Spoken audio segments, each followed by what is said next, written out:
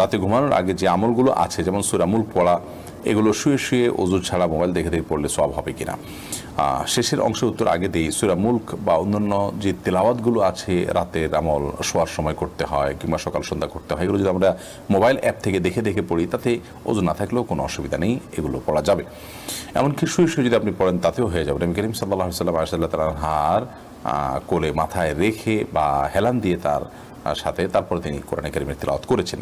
তো এরকম পরিস্থিতিতে যেহেতু কোরআন তেলাওয়াত করা জায়েজ, অতএব শুয়ে শুয়ে যদি তেলাওয়াত করেন সেটিও জায়েজ আছে। এটাতে কোরআনের অসম্মান করা, অবজ্ঞা করা, অবমাননা করা, অপমান করা উদ্দেশ্য তার থাকে না, বরং তার সহজীকরণের জন্য তিনি এটি করে থাকেন, বিধায় এটি কোনো নাজায়েজ বা গুনাহের বিষয় নয়।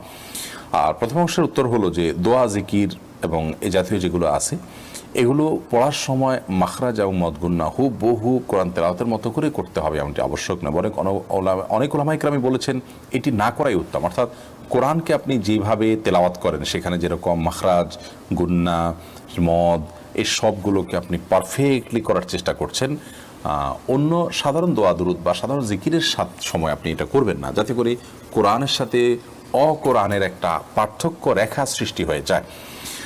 আপনি যদি এটাকে কোরআনের মতো করেই পড়েন তাহলে মানুষটাকে কোরআন মনে করতে পারে, এটি একটি ভুলের জায়গা মানুষকে নিয়ে যেতে পারে। সেজন্য অনেক ওলামায়ে কেরাম বরং কোরআনের মতো হুবহু তাজবিদের সাথে মদ, গুন্না, মাখরাজ ইত্যাদির সাথে দোয়া দুরূদ জিকির পড়তে তারা নিষেধ করেছেন। তবে হ্যাঁ, মৌলিকভাবে আরবি উচ্চারণের যে নীতিমালা আছে সেটি তো দোয়া দুরূদ জিকিরের ক্ষেত্রে লক্ষ্য রাখতে হবে। হা, আইন এবং মদ, গুন্না মৌলিকভাবে যেটুকু না হলে সেটুকু তো করতেই হবে। কোনো কোনো ক্ষেত্রে মদ না করলে অর্থাৎ টেনে না পড়লে অর্থ বিকৃত হয়ে যায়।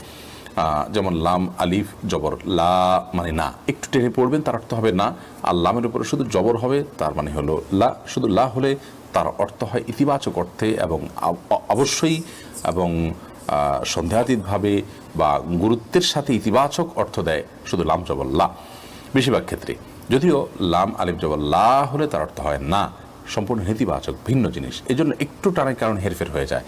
তো আরবির মৌলিক যে বিষয়গুলো আছে সেগুলোকে লক্ষ্য রেখে আপনাকে জিকির আজকার আপনার দোয়া দুরূদ পড়লেই চলবে। কোরআনের মতো হুবহু 3 আলিফ 5 আলিফ গুন্না এগুলো করতে হবে এমনটি আবশ্যক নয়।